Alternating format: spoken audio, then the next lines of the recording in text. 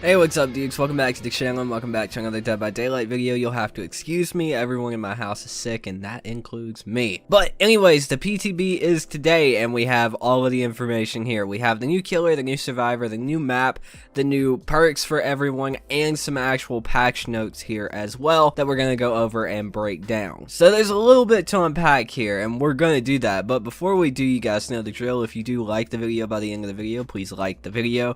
And if you want more content like this around DVD, please make sure to hit that subscribe button. It helps out the channel a ton and it means a lot to me, so thank you all for doing that. But with that being said, let's go ahead and jump into it. So the new killer is the artist. Okay, so I was wrong. It's not art that kills, it's still a killer artist. The new survivor is Jonah Vasquez and the new map is the Eyrie of Crows. Alright, so let's go over these perks. I've already looked over them and there's some ridiculous shit in here for both sides, dudes. Let me tell you right now. Anyway, the first survivor perk, Overcome. You've calculated how much energy you can risk to expend. When you are injured, you retain the movement speed bonus for 2 seconds longer. Overcome causes the exhausted status effect for 60 seconds. Think, oh boy, this is the ridiculous one. Boon Exponential. Holy shit. When it seems like your number is up, you consider ways to recalculate the odds. Now, I'm not saying the killers don't have some crazy shit in this one, but holy crap, this one. Press and hold the ability button near a dull or hex totem to bless it and create a boon totem. Soft chimes ring out, of course, whatever. All survivors within the boon totem's range recover 90% faster and can completely recover from the dying state. I'm not even going to say anything else. Anyone who knows how this game works, immediately their jaw just hit the floor. And they really just had an existential crisis questioning whether behavior actually added this perk into the game. Now, before I have a hernia, let's move on to the last perk for the survivor.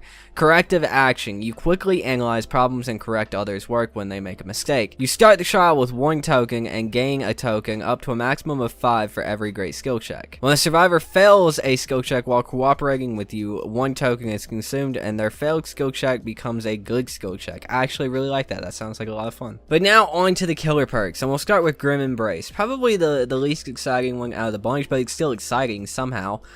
Each time a survivor is hooked for the first time, you gain a token. Upon reaching 4 tokens, Grim Embrace activates.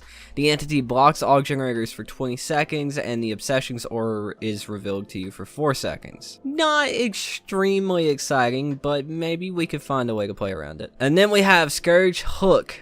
Pain Resonance. Overwhelming pain reverberates outward into the chaos. And then, of course, the normal Scourge description.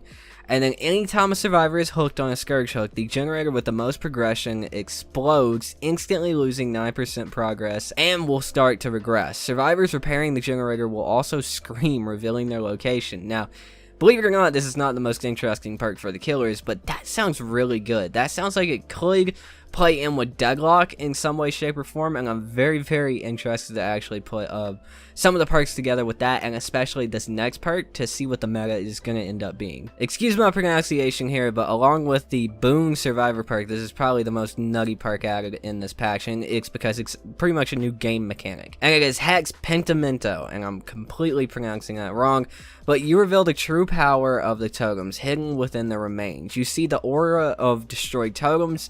You can perform a ritual on a destroyed totem to resurrect it as a rekindled totem. The more rekindled totems that exist, the greater their effect. 1 rekindled totem reduces survivors' repair speed by 20%. 2 rekindled totems reduces survivors' healing speed by 20%.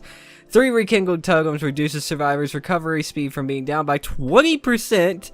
4 rekindled totems reduces survivors' exit gate opening speed by 20%, and 5 rekindled totems, all totems are blocked by the entity. And when a rekindled totem is removed, its remains are consumed by the entity. Now, the only thing that's actually going to hard counter this, unfortunately, is still the Boon totem, because survivors are able to put down an infinite amount of Boon tokens, so no matter how many times you snuff it out, the totems themselves aren't going to break. So Boon totems are just going to be a hard counter to this, but anyone who's running inner strength in small game or counter force to get those different perks or whatever you can get different benefits from breaking totems, they're gonna be putting themselves in quite the position now because of rekindled totems, because of Hex Pentimento. I'm saying that completely wrong. I'm very interested in this perk. Now, unfortunately, because my Steam sucks, I don't know if it's everybody else's, but my download, it just starts and stops,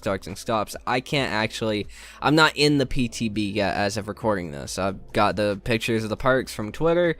Of course, that's how you do, and this is from FrigJ13th, over on Twitter, and here's like the actual lobby screen for the map. So where I'm not able to get into the beta, thanks Steam, I can't show off the map in the video, unfortunately, but do keep in mind, do know that we will be doing a stream later.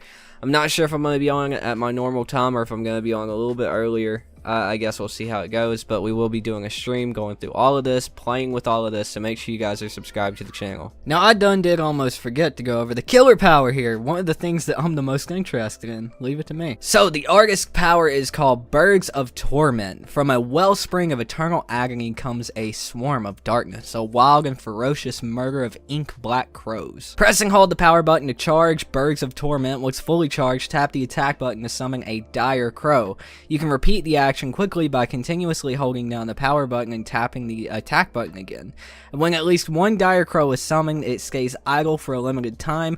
Spawning a new dire crow will extend the time the previous spawned dire crow stays idle. Tap the ability button to propel the dire crow into flight. Dire crows can inflict damage from or for a short distance when flying. This is indicated to the killer by the dire crow's flight path. Once a dire crow continues past the flight path, it will no longer inflict damage, but can now pass through any obstacles and reveal nearby survivors using killer instinct. Wow. In this phase, dire crows will create a swarm around the survivor they hit, allowing the killer to see the swarm's aura on the survivor. The survivor can repel the swarm by completing the repel action, or entering a locker. During this time, the swarm's aura is not shown to the killer. A survivor being swarmed will receive damage if hit by a second dire crow. I hope, of course, I haven't played a game with the killer yet, but I hope I'm right, and I hope you can actually down someone with this power, instead of like another pinhead thing where no matter what you do, you can't down anyone with the power. It's super frustrating. She's also 4.6, 32 meter terror radius, and average height. But with that being said, that's pretty much everything besides me wanting to show you the map, unfortunately. Let me know what you dudes think about all this in the comments down below. I'm very interested to hear what you guys have to say. All of this seems pretty ridiculous, man. On both sides, actually. I still think Infinite Unbreakable for survivors is a little ridiculous, but hey, man, that might just be me. Anyways, dudes, thank you all so much for watching again. I really appreciate it. Thank you to my members for supporting the channel. It's gonna do it for me, dudes. Thank you so much again. My name is Toot, and I've been your host, and I'll see you dudes in the fog. Peace out.